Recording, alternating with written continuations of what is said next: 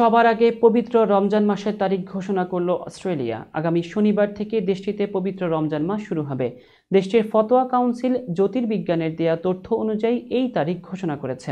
অস্ট্রেলিয়ার গ্র্যান্ড মুফতি ডক্টর ইব্রাহিম আবু মোহাম্মদ শুক্রবার এক বিবৃতিতে জানিয়েছেন, সিডনির আকাশে ২৮ ফেব্রুয়ারি স্থানীয় সময় সন্ধ্যা ৭:৩২ পবিত্র রমজান মাসের চাঁদ উঠবে এবং তা ৭:৪৪ পর্যন্ত দেখা যাবে।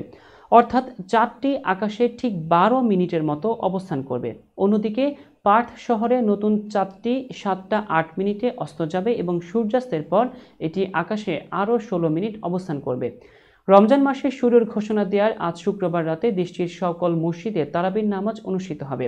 এদিকে মধ্যপ্রাচ্যের দেশগুলোতে আজ রমজানের চাঁদ দেখা নিয়ে অনুসন্ধান কার্যক্রম শুরু হবে।